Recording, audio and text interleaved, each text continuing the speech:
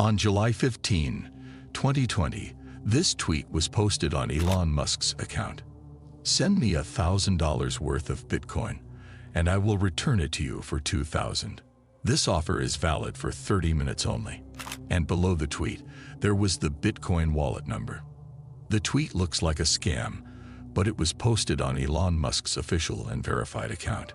The same tweet was posted on other popular accounts like Apple, Uber, Jeff Bezos, Bill Gates, Barack Obama, Joe Biden, Kanye West, and other big accounts that have millions of followers. Later, when it was discovered that this was the largest hacking operation in Twitter history, the company stopped the tweeting feature for all the well-known verified accounts until they discovered what exactly was happening. What wasn't expected was that the one responsible for the hack was actually a 17-year-old teenager. When they looked into his past, they discovered that he was a swindler and an old hacker who had been working in the field since he was 13 years old and stole money and Bitcoin worth millions of dollars. He was also involved in drug dealing and murder crimes. How did a teenager manage to do all of this? And how did he manage to hack one of the greatest platforms? Keep watching to figure it out. Today's story is about a teenager named Graham Ivan Clark, who used to live in Tampa, Florida. He used to study at a school named Gaither High School. At that time, Graham used to attract the attention of his colleagues in school because of his rich appearance. He used to put on clothes, watches, and accessories that were worth thousands of dollars. So where does a teenager like him get all this money? And if he belonged to a rich family, why did he study at a public school?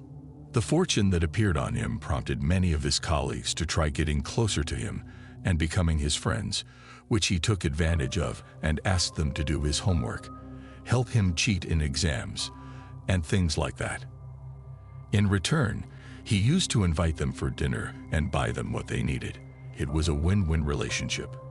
And no one used to ask, where does he get the money from? And he also doesn't like to talk about this. Even if someone tries to talk about it, he will immediately change the subject. Many of those around him knew that his family's situation was normal or less than average. So where could a teenager get all this money from? This had started when he was 13 when his parents got divorced and his father left them and moved somewhere else. Graham lived with his mother, who barely managed to provide for him. She was always busy at work, so he resorted to the world of the web and gaming and started doing what he wanted uncontrollably. Graham used to spend a lot of time on Minecraft. As you know, Minecraft is a game with many servers.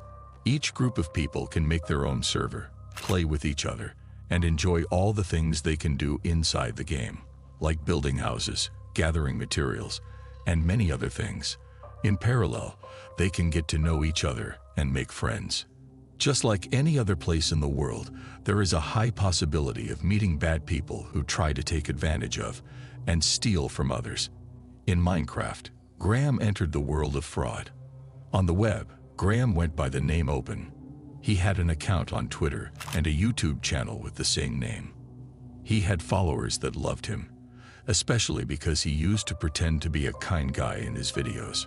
Using his seemingly cute personality, Graham would lure his followers and set them up, sell them things in the game.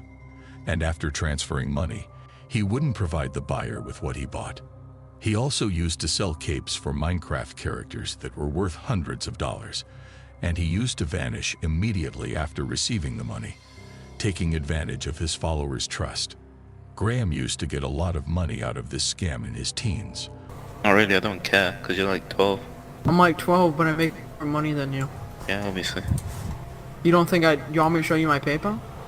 You think I'm kidding? It's I like made 1K 5K in the past month off Minecraft. Off Minecraft.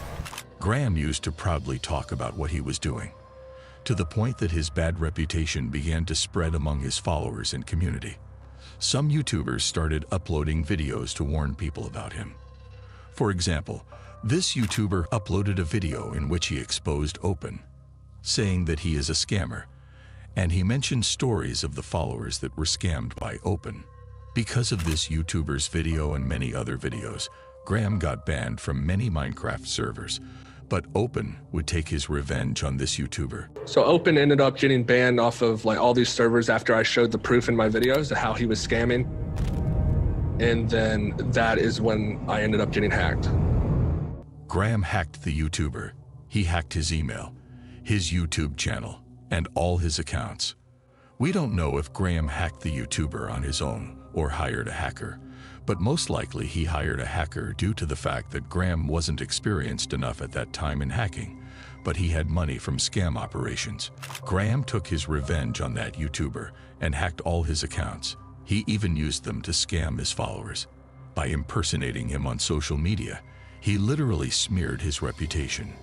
Graham not only scammed his followers or Minecraft users, he also scammed designers, video editors, and programmers. He hired them, but after getting the work he hired them for, he didn't pay them. In short, the kid lived the life of a scammer since his teenage years. This was only the beginning. His experience in the virtual world would expand gradually to reach the real world, and he began to learn more effective ways of fraud and scam. His real beginnings in the hacking world were on forums and a website named OG Users. Keep this name in mind. This website or forum was like a market in which people sell usernames for different websites. For instance, if someone is looking for a special name to use on Twitter, he can find it there.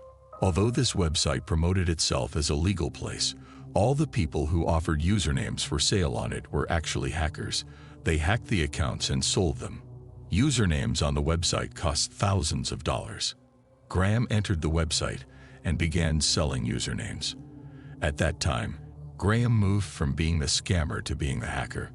The most common method he uses in hacking accounts is a method called SIM swap, which briefly means that the hacker takes over the SIM of his target. And as it is known, most accounts are linked to a phone number as a way to secure the account, as the user can only access his account after entering the confirmation number that the user receives on a message. This is called two-step verification. The hacker somehow reaches out to the telecom company, impersonates his target, and has access to the number, and the target wouldn't be able to use it anymore. This way, the hacker takes over the number and becomes the owner. Some of you may wonder, is it that simple? You call the telecom company, and it gives you the number of someone else. Indeed, no. It's not that simple. The process is way too complicated, but I gave you what it looks like briefly. When the hacker takes over the number, he is then able to access all his target's accounts, including email, bank accounts, and even his Bitcoin wallets. So how did the teenager, Graham, manage to get someone else's number? This can happen in different ways. To illustrate, the hacker can impersonate another telecom company employee and deceive a real employee. For example, he can call another branch of a telecom company and pretend to be an employee from another branch of the same company. The hacker introduces himself to the employee and tells him that he got a report from him about a technical issue and gives him the number of the report to seem more credible. Of course, everything is fake. The employee will then tell him that they didn't report anything.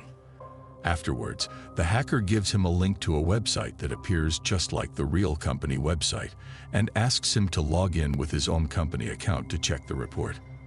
As soon as the employee entered his username and password, he got a page that seemed like a real one, in which it was written that the problem was solved. The hacker, on the other side, thanks him and tells him that everything is fine now, and the employee hangs up without realizing that the hacker took over his accounts, and he can then change the number of his target to his SIM from the company system itself. Afterwards, the target will figure out that his SIM card was blocked. He can no longer access his accounts. All the passwords were changed, and he won't be able to reset them because he has lost his phone number too. This is only one of several methods used by hackers. If it didn't work, they tried with another employee or another company branch. This is literally social hacking more than technical hacking. The hacker tries to deceive people more than trying to find software loopholes. At first, Graham used this trick to get Twitter accounts with special names and sell them on OG Users. He was only aiming at taking over Twitter accounts, but he would soon realize that if he could get someone else's phone number, he would access his email. And if he managed to have access to his email, it meant he would gain access to his bank account. The problem was that it's not easy to transfer money from the bank untraceably. However, there is another kind of money that cannot be tracked, which is cryptocurrency. The real treasure is people who have huge amounts of Bitcoin and cryptocurrency. From that time, Graham began to target that kind of person. In fact, he wasn't the only one.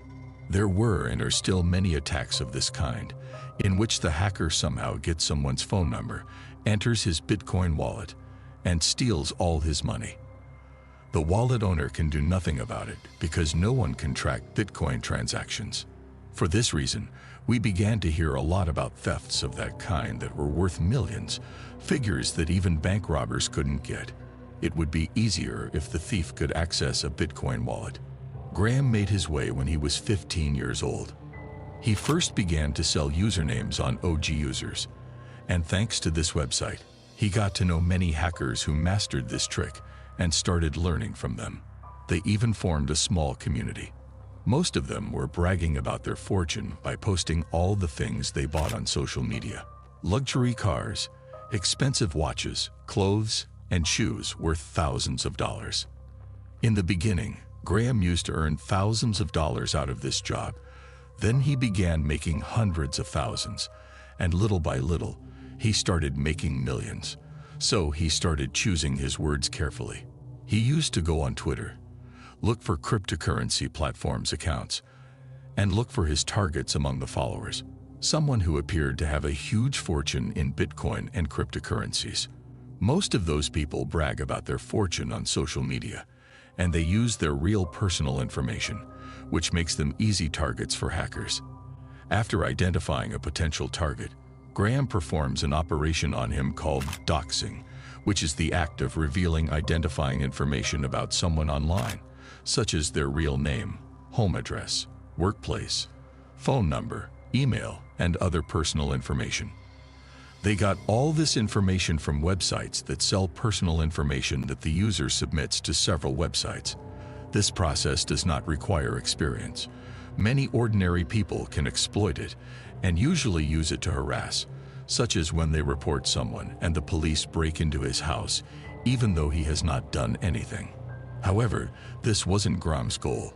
He used this information to perform the card switching operation that we mentioned before. He calls the telecommunications company, somehow convinces them that he is the owner of the SIM card, and then takes it over. This man, named Greg Bennett, was one of Graham's victims. He was an investor with investments in different domains, among them Bitcoin. On April 15, 2019, Greg was working in his office, and his phone was on his desk. He was holding his phone when suddenly the network signal disappeared. He was surprised. His office was in a modern urban area with excellent permanent network coverage. How could it suddenly be cut off? He then tried to log into his emails, but he couldn't access them. He entered the password several times, and each time the password was wrong. Shortly, his phone was switched off. He was terrified when he tried to check his Bitcoin accounts. He used to keep his Bitcoin on 3 different platforms, but none of the accounts gave him access. At that time, he realized that he was hacked, and the worst part is that he could do nothing about it. Afterwards, he remembered that he has an app that directly takes all the data from the Bitcoin accounts and gathers it in one place, so he could see the transactions made in his account through that application. He opened the app and saw Bitcoin transactions from his account to another account. A hacker was actually transferring the Bitcoin to his own account. Imagine you lost your calendar, you lost your contacts, you lost all your email history, you lost all your kids' photos, all your videos you've ever taken. Imagine you've kind of lost all your life up to today. And that's what it felt like. It would be discovered later on that Graham was the one who hacked Greg's accounts and stole his Bitcoin, which was worth $1 million all at once. This wasn't all the amount in Greg's accounts. Graham withdrew as much as possible because these platforms set a daily maximum that can be transferred from any account. On the same day, Greg went to the telecom company and managed to recover his phone number, which he used to freeze all his Bitcoin accounts immediately. Of course, Greg will not be able to recover the amounts that Graham withdrew because he transferred them to other accounts. As mentioned previously, Bitcoin transfers are untraceable. However, Graham was a bit greedy. He wanted to take the remaining Bitcoin in Greg's wallet that he couldn't get because of the daily withdrawal limits. Graham got back one of Greg's emails and reached out to him through the same email. He sent him a threatening message in which he wrote, "If you want to recover all your accounts and to avoid any kind of harassment, transfer 50 Bitcoins for us." At that time, 50 Bitcoins were worth $250,000. They even threatened him with his friends and family. And if he wants this to be resolved smoothly, he should give them the rest of his Bitcoin. What impudence! They stole $1 million from him and still want more. The funny thing is that Greg's email was used by the hackers to communicate with each other. Apparently, Graham carried out this operation with 2 other hackers, and as usual, he betrayed them and didn't give them their share of the loot. They were unable to reach out to him. Therefore, the hackers were forced to contact him via Greg's email. In one of the emails, they wrote, "You either give us our share, which is 66%, or you go to jail." They threatened to expose him and report him to the police.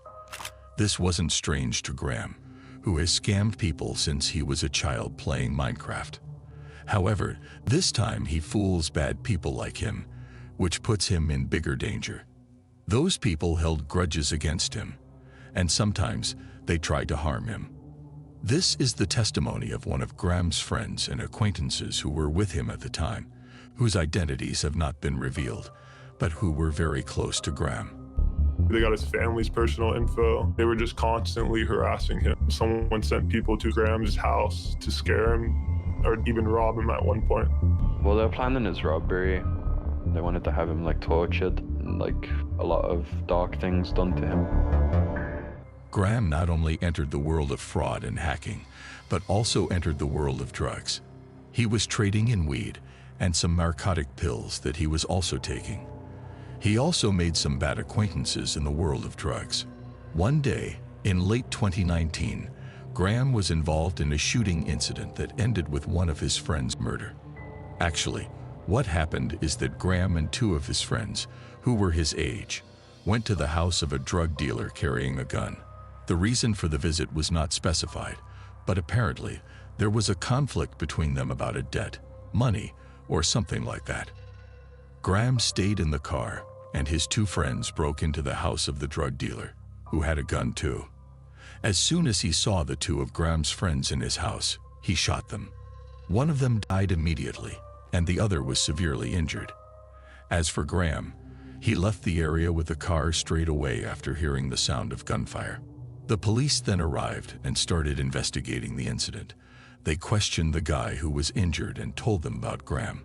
The police brought Graham for questioning, and he admitted that he was really with them, but he stayed in the car and had no idea what they were intending to do.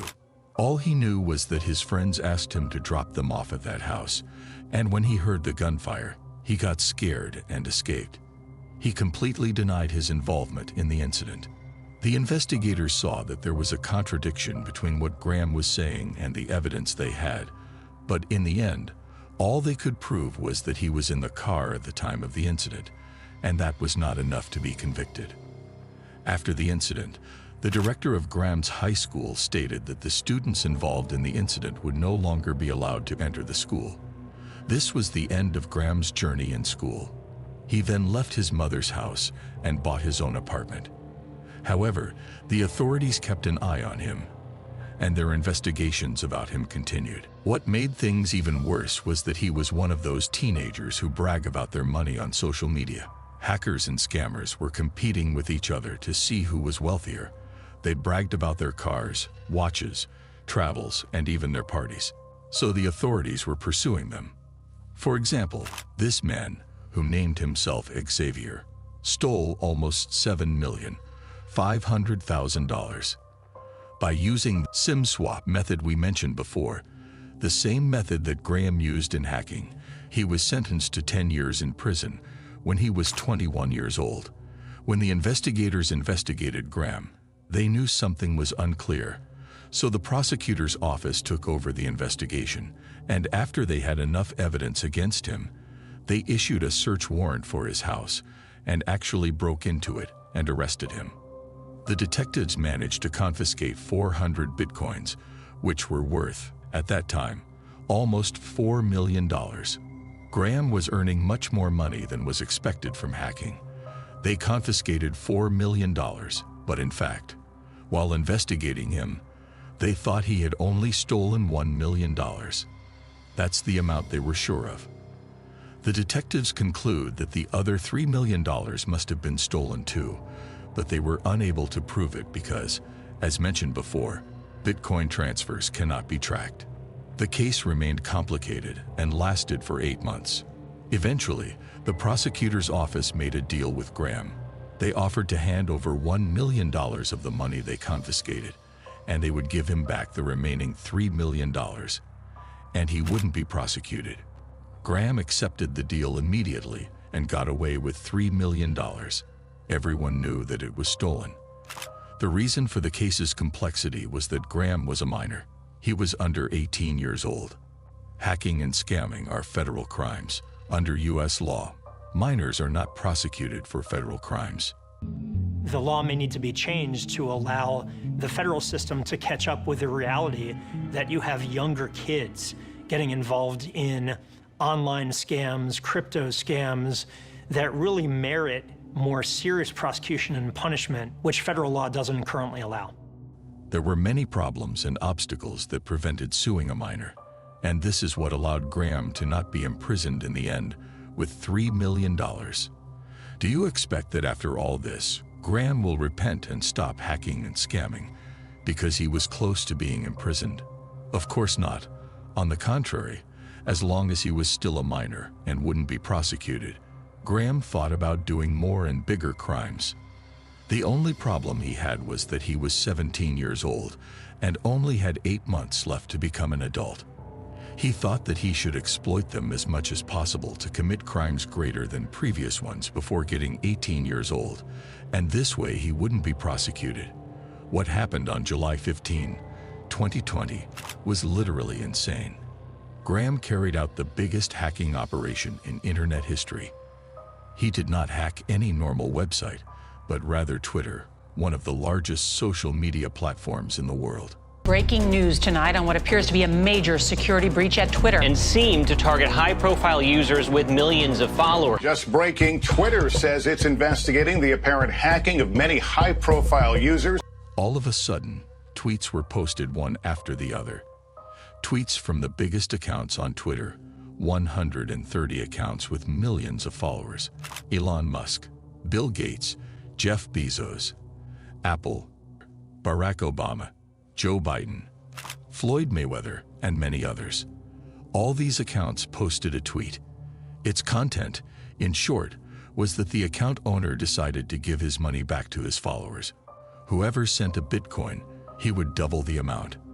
The offer is available for 30 minutes, and at the end of the tweet, it was mentioned the wallet address where followers could send Bitcoins. As soon as you read the tweet, you will immediately know that it's a scam. But the problem is that it was posted on accounts that belong to well-known people and companies, and all the accounts are verified. This only lasted for a few minutes, and the Twitter administration immediately began to prevent high-profile users with verified accounts from tweeting until it was known what exactly was happening.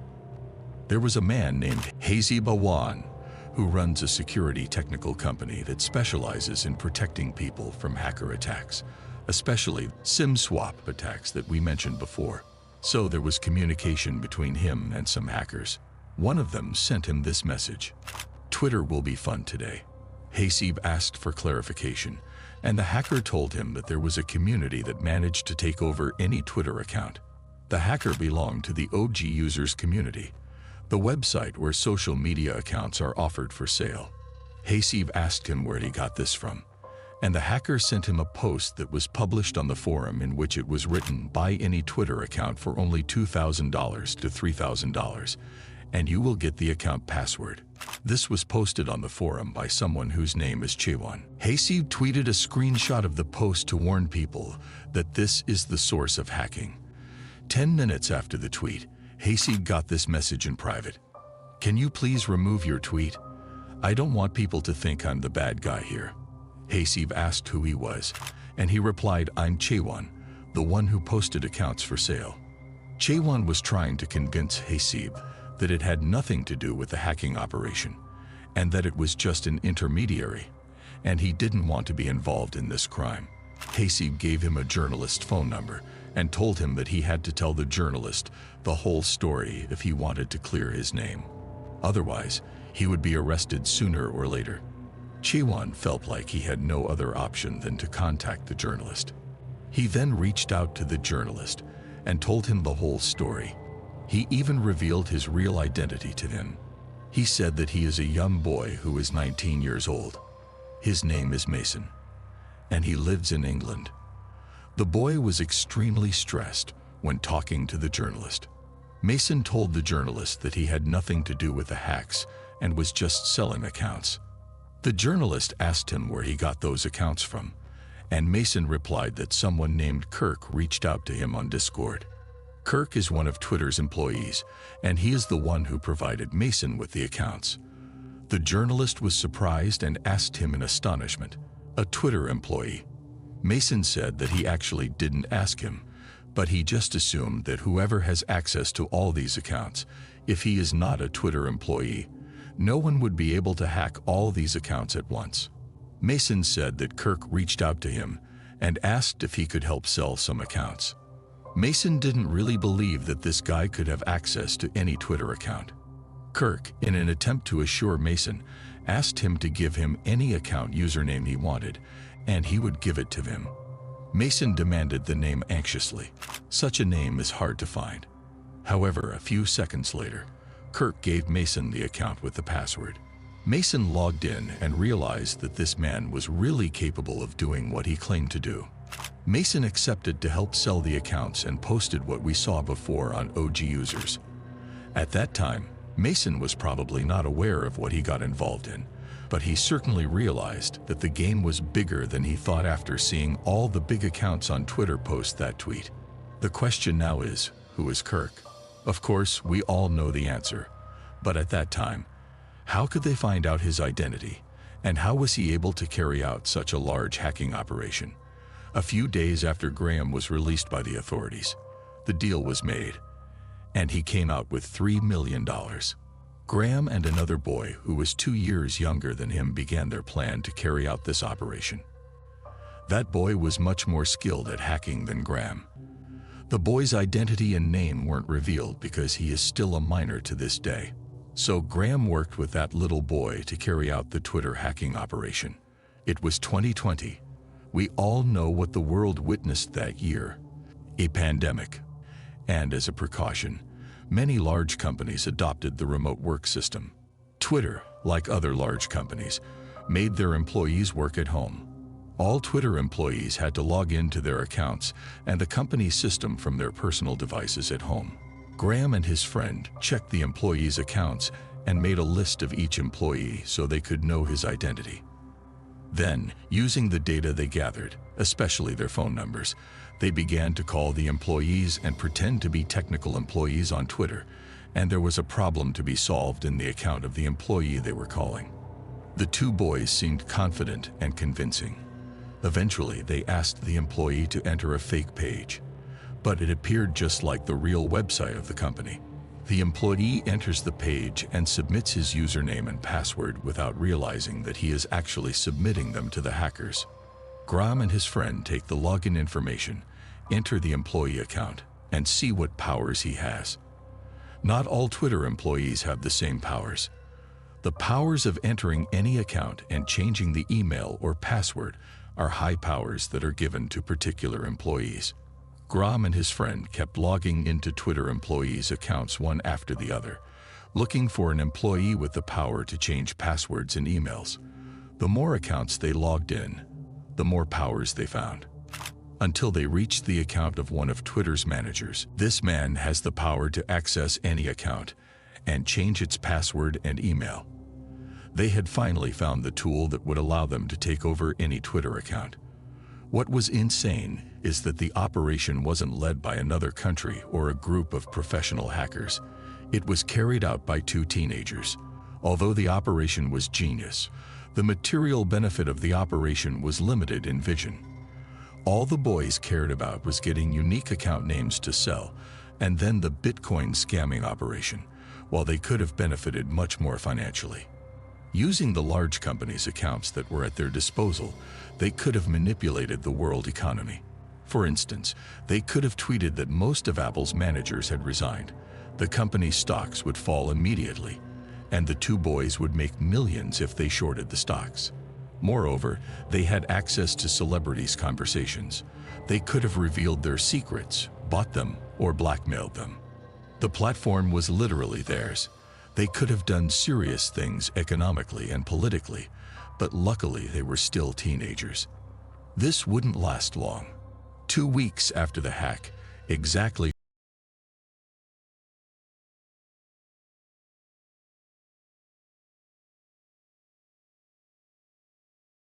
still don't know how